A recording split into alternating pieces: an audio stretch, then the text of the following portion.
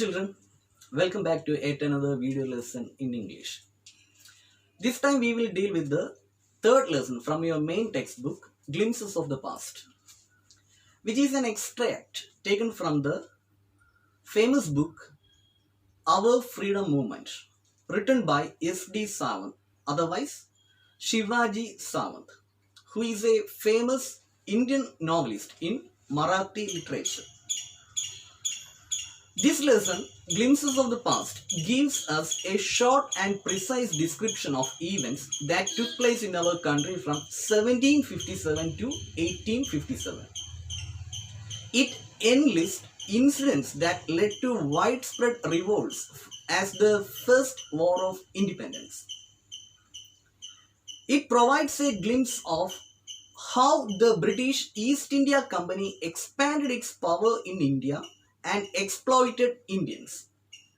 How the British East India Company robbed landlords and farmers of their land, created situations that led to famines and pushed patriots to launch widespread massacres. At the very beginning, we can see a cartoon analysis, and there we can see the heading martyrs.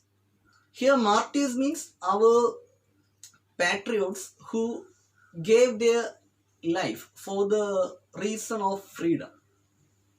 And while looking at this picture, this scene represents a function that took place in Delhi.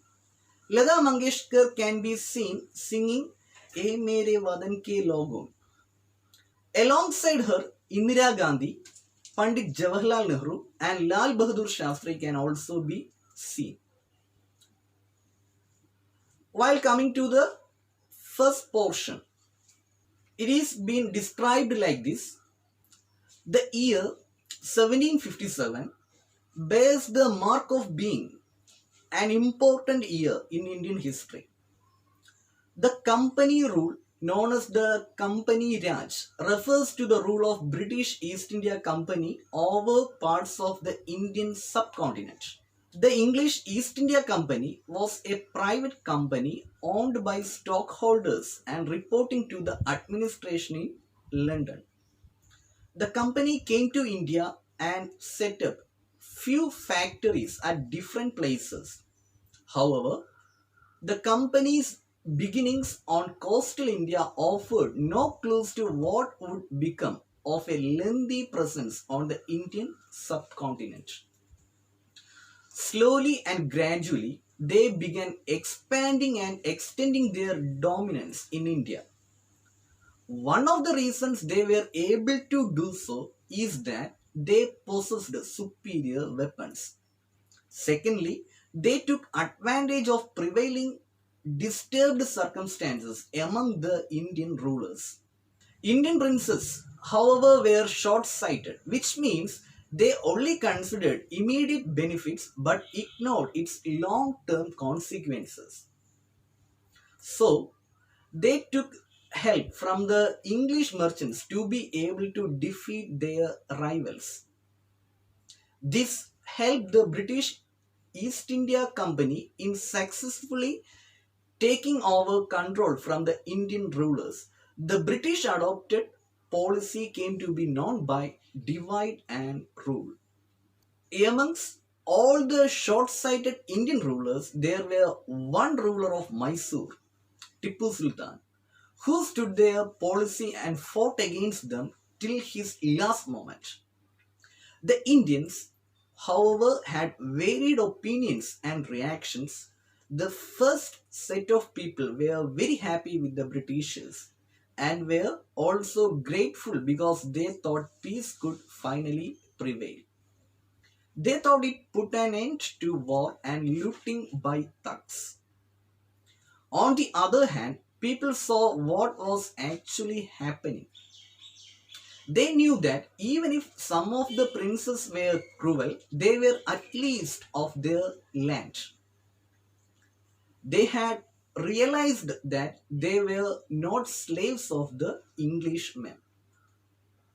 These years led to the rise of widespread myths and taboos like untouchability. child marriage, inferiority of women, etc. Our own religion leaders taught everyone the ideas of untouchability. Untouchability refers to the practice of excluding a minority group by segregating them from the mainstream by social custom or legal ideas. They were not allowed to come near those who considered themselves superior, not allowed in temples, and the list of how they were discriminated against and deprived of the basic rights goes on. The religious leaders even preached that people who cross the seas will no longer belong to their religion. Women were considered the root cause of a lot of problems like poverty and other miseries. This is the reason why teenage girls were forced to marry, thereby leading to child marriage, which is now outlawed by the law of India. These practices were not only being done but were also being promoted in that time. Next, the Britishers started looking down upon Indians and initiated brainwashing the rulers against them. They propagated that Indians were not worthy of trust and incapable of honesty. This was a way of making the native slaves and getting control over them. Not only this, the British merchants levied heavy taxes on the poor farmers in greed of immediate profits. As a result, the farmers had to give up their lands. If this was not enough, they even threatened the farmers to imprison them if they did not clear their arrears. They continuously found ways to exploit the people and earn profits. For example, the goods manufactured in England were being imported to India and no import duty was levied on them. The England produce was sold at high prices, whereas the Indian produce was taken away at very less price. This increased poverty and misery of Indian farmers. Not only this, such policies of the British East India Company destroyed the Indian industries.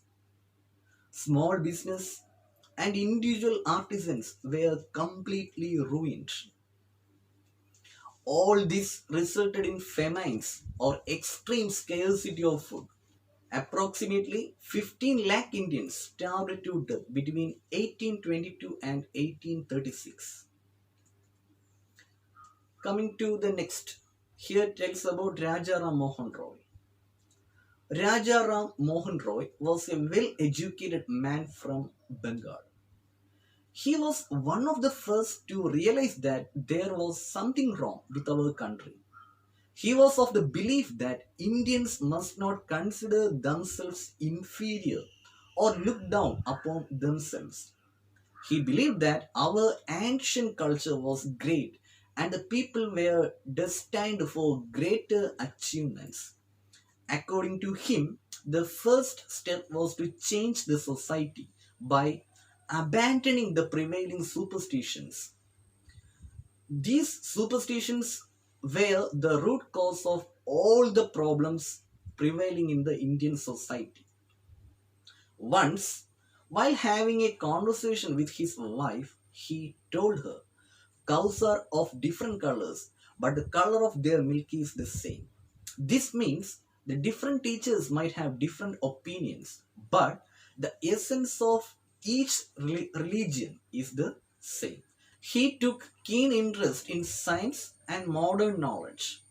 According to him, knowledge should be practical and scientific. He even published newspapers which the Britishers stopped out of suspicion in 1823. The Britishers continued to find new ways to bring misery and suffering to the Indians.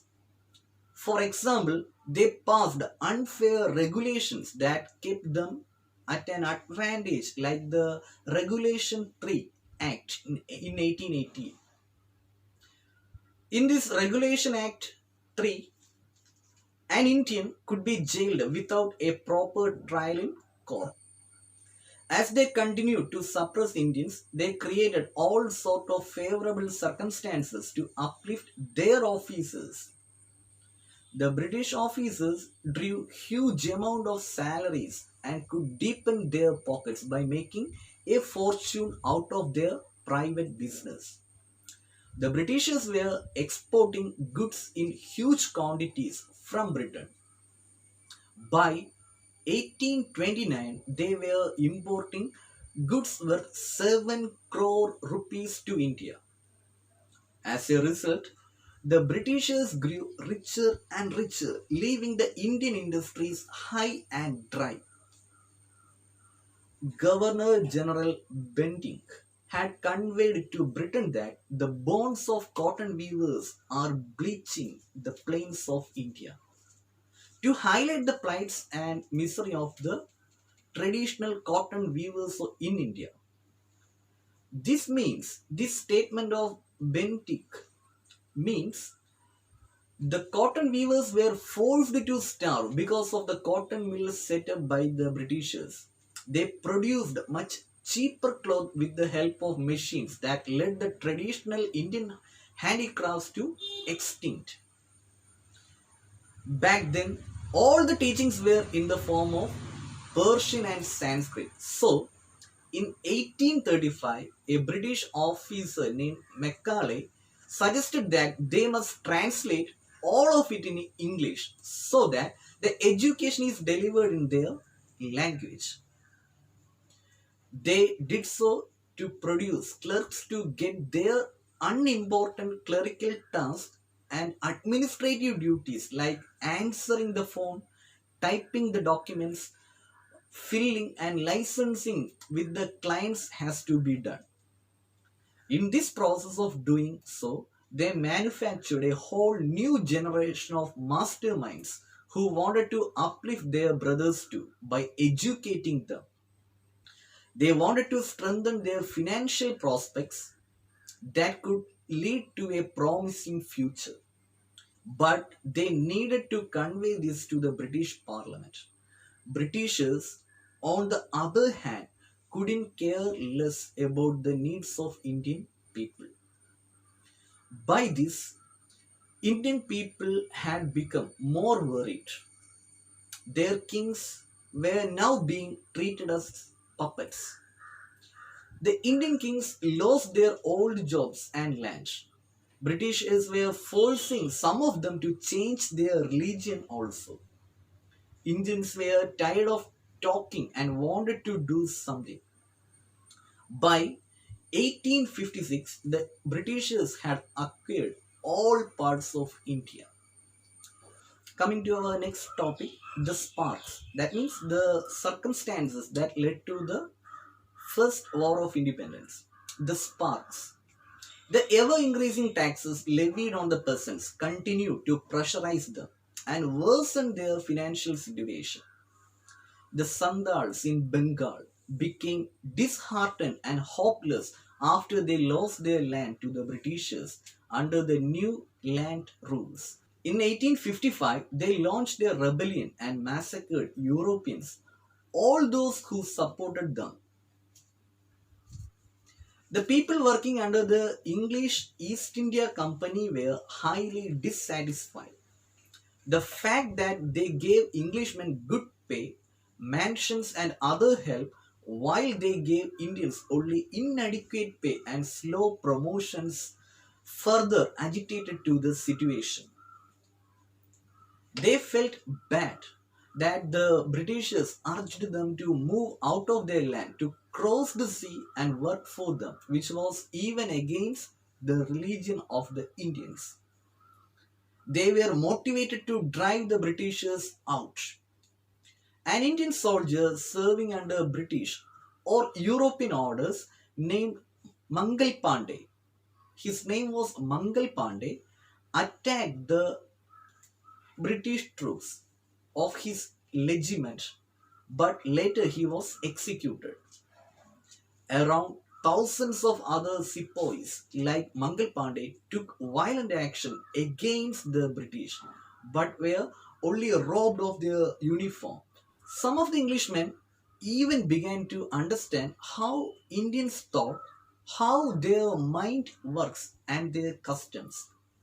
They told Brahmin soldiers that the bullet they were supposed to bite is covered with grease made of cow and pig meat, which were a forbidden thing for them. Messengers were being sent to each home in every village, conveying that their service could be required to fight the Englishmen. People agreed. Lotus flowers were circulated among the Indian soldiers. The nation stood against the British with the support of the masses in the form of shelter and other help to the patriots. The next one, revolt. The urge to free the nation of the Britishers continued to grow. The city of Meerut also experienced a violent outbreak. The sepoys marched and moved to Delhi to support their emperor Bahadur Shah. The revolt continued to spread and grow. They even got the support of the landlords, who had also lost their land due to the new land rules. People were angry and wanted to fight the Britishers. Next, we move to the concluding portion, the fight for freedom. Many former rulers were bitter too because the Englishmen had taken control of their kingdoms. Leaders like Maulavi Ahmadullah of Faridabad motivated people to free the country of all Englishmen. People of Bareilly, Kanpur, Allahabad rose forward too. Former rulers like Begum Hasrat Mahal of Lucknow joined with them because her kingdom had been taken by the British, thereby strengthening their power. Entire North India came together in large numbers to fight the battle against the Britishers. In the light of this, Asimullah Khan expressed his thoughts to Tatya Tope that they should have Peshwa Nana Sahib as their leader in this war of independence against the English. In this revolt against the British, 8-year-old Kunwar Singh of Bihar was hit by a bullet in the wrist, which he dedicated to Mother Ganga as an offering. So children, our lesson ends in an incomplete way, but all you know the remaining history. Even though the first revolt for our independence, the 1857 revolt, it was a failure, the struggle continued, and finally India achieved independence in 1947 August 15.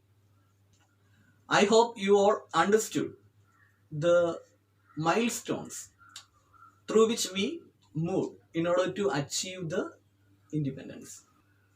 Next week we can meet with another lesson. And now, thank you. Bye-bye.